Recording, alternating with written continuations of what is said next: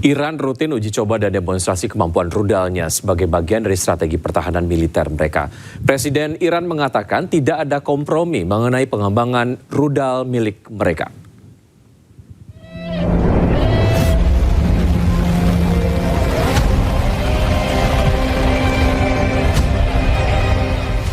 Iran secara rutin terus melakukan uji coba dan demonstrasi kemampuan rudalnya sebagai bagian dari strategi pertahanan militer mereka. Presiden Iran Masoud Pezeshkian juga membela program rudal Teheran selama konferensi pers bersama dengan Perdana Menteri Pakistan Muhammad Shehbaz Sharif di Islamabad pada hari Selasa. Pezeshkian mendukung posisi Sharif bahwa nota kesepahaman yang ditandatangani antara Washington dan Teheran tidak menyebutkan rudal balistik. تفاهمنامه‌ای که داشتیم وجود نداره و هیچ وقت وجود نخواهد داشت. اگر ما موشکامون که برای دفاع از خودمون بود نبود، اسرائیل ایران رو و آمریکا ایران رو مثل غزه شخم می‌زدن و به پیر و جوان رحم نمی‌کردن. اینا از حقوق بشر دم میزنن. دروغ بزرگی است. و اگر ما نمیتونستیم از خودمون دفاع کنیم، قطعاً کشور ما رو اینا رحم نمی‌کردن و قدرت ما رو نابود می‌کردن. در نتیجه هیچ وقت هیچگاه در مقابل توان دفاعی خودمون هیچ کس گفتگو نخواهیم کرد. Sebelumnya, Perdana Menteri Pakistan Muhammad Shehbaz Sharif dalam konferensi pers bersama dengan Presiden Iran Masoud Pezeshkian di Islamabad pada hari Selasa mengatakan bahwa nota kesepahaman yang ditandatangani antara Washington dan Teheran tidak memuat referensi apapun tentang rudal balistik. This MOU does not mention about ballistic missiles. It was never on the table. It was never on the agenda. And Iran side never wanted to even discuss about it.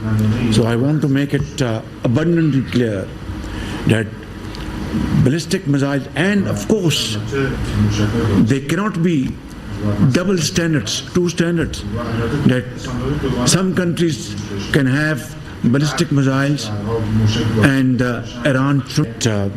The MOU, which has been signed by me as a mediator, does not mention about ballistic missiles at all. Di sisi lain, Wapres AS sempat mengeluarkan pernyataan bahwa dalam MOU, Iran dibatasi untuk mengembangkan kemampuan rudal yang bisa mengancam negara lain.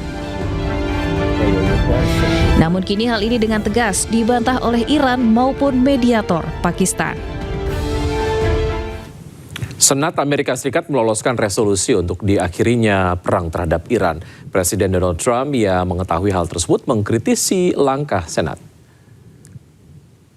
Senat Amerika pada Selasa kemarin mengesahkan Undang-Undang Resolusi War Powers untuk kekuatan perang untuk mengakhiri perang dengan Iran. Majelis Tinggi Kongres memberikan suara 50 berbanding 48 untuk setujui resolusi yang sebelumnya telah disahkan DPR Amerika Serikat.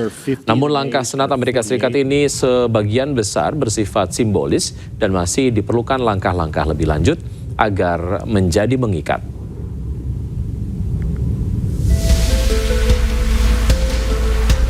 Mengetahui hal tersebut, Presiden Donald Trump mengkritisi Senat dan menyebut resolusi simbolis tersebut disahkan pada waktu yang tidak tepat.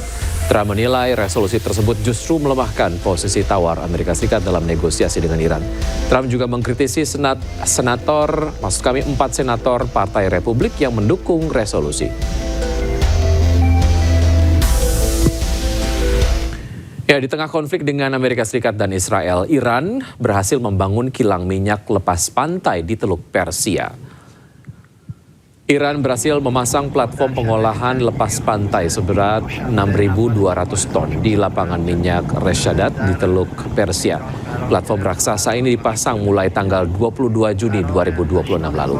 Platform ini akan menambah kapasitas produksi minyak Iran hingga 35.000 barel per hari. Rencananya platform ini ditargetkan akan mulai produksi penuh mulai tahun depan. Iran pun diperkirakan akan memperkuat posisinya sebagai salah satu produsen minyak utama di kawasan Teluk Persia.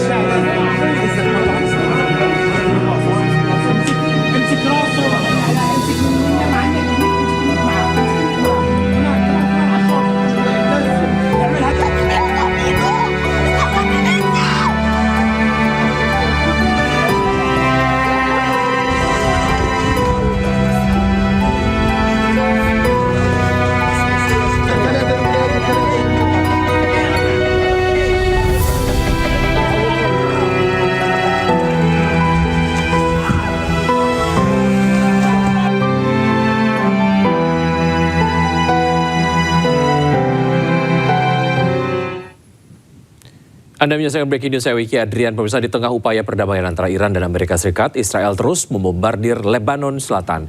2 orang tewas akibat serangan itu. Sejumlah mobil terbakar di Nabatiyeh Al-Fauqa, Lebanon Selatan usai serangan udara Israel membombardir kendaraan yang terparkir di pinggir jalan. 2 orang dilaporkan tewas, namun belum diketahui data korban. Maksud kami data kedua korban. Israel sendiri belum mengumumkan alasan penyerangan yang dilakukan di tengah upaya perdamaian Iran dan Amerika Serikat.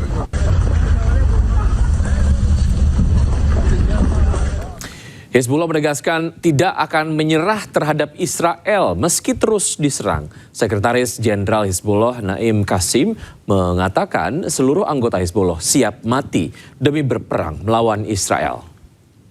نحن الآن في مرحلة جديدة من تاريخ لبنان ومقاومته وجيشه وشعبه ومستقبله. في مرحلة اسمها مرحلة كسر المشروع الإسرائيلي. فينا نقول بعد كل هالمحاولات اللي عملتها إسرائيل كل هالسنتين 3 وصلنا هلأ لمحل إنه انكسر المشروع. مش معناتها أنه ما حيحاولوا بعد، مش معناتها أنه ما حيصير في مراحل أخرى، بس في مشروع كبير كان اسمه إنهاء حزب الله عسكريا وسياسيا وثقافيا واجتماعيا وبشريا، وإلغاء وجوده ووجود كل اللي معه على طريق إسرائيل الكبرى. هيدا المشروع انكسر. يعني هلأ بدهم فترة طويلة من الزمن ليرجعوا يشتغلوا، يقدروا ما بيقدروا خلوا يجربوا حظهم، لكن عم قول نحن في مرحلة كسر المشروع الإسرائيلي. دور الميدان هو الأساس. يعني لو لم تكن المقاومة في الميدان، ولو لم يكن الشباب الأسطوري الاستشهادي العظيم الذي ملأ الدنيا بنموذجه الراقي المستعد للتضحية بالنفس والمال وإراقة الدماء وخسارة البيوت والأهل وكل شيء فقط من أجل أن يبقى واقفا يمنع الاحتلال من أن يحقق أهدافه، لو ما كان هدول موجودين بالميدان ما كنا وصلنا لهالنتيجة. Tim Mercy melakukan tinjauan langsung kondisi rumah sakit Jabal Amel, Lebanon Selatan yang hancur akibat serangan Israel. Selain itu, tim Mercy juga membantu menyediakan kebutuhan mendesak bagi para pasien.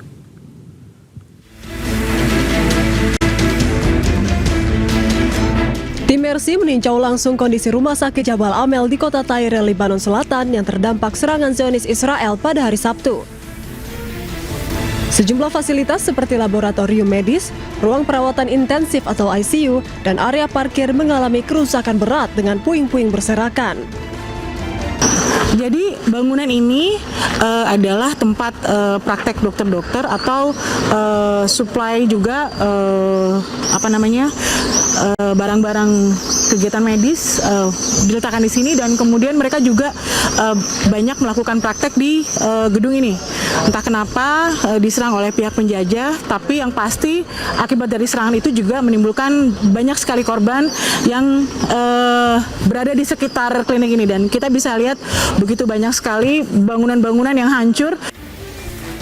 Selain itu, tim Mercy juga turut membantu petugas medis Lebanon yang menyediakan obat-obatan untuk para pasien. Mereka mengidentifikasi kebutuhan mendesak yang diperlukan oleh Rumah Sakit Jabal Amel yang menjadi salah satu pusat layanan medis utama di Lebanon Selatan. Serangan militer Israel dilaporkan menewaskan 4 orang dan melukai 127 orang, dengan sebagian besar korban luka merupakan tenaga medis rumah sakit. Warga Lebanon Selatan yang mengungsi kembali ke wilayahnya masing-masing setelah Amerika Serikat, Iran sepakat gencatan senjata. Jalan-jalan menuju Lebanon Selatan mengalami kemacetan panjang oleh ratusan mobil yang dikendarai warga untuk kembali ke rumah mereka. Sebelumnya warga ingin mengungsi sejak Israel membombardir kawasan Lebanon Selatan dalam pusaran perang Amerika Serikat Iran. Kendati menyambut gembira adanya gencatan senjata, warga Lebanon menyaksikan gencatan senjata dapat berjalan lama.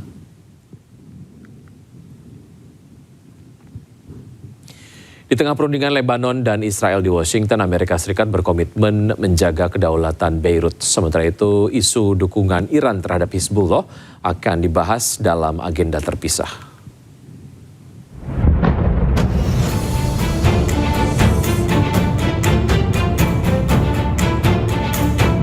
Menteri Luar Negeri Amerika Serikat Marco Rubio menegaskan Washington akan berbicara dengan pemerintah Lebanon terkait berbagai isu.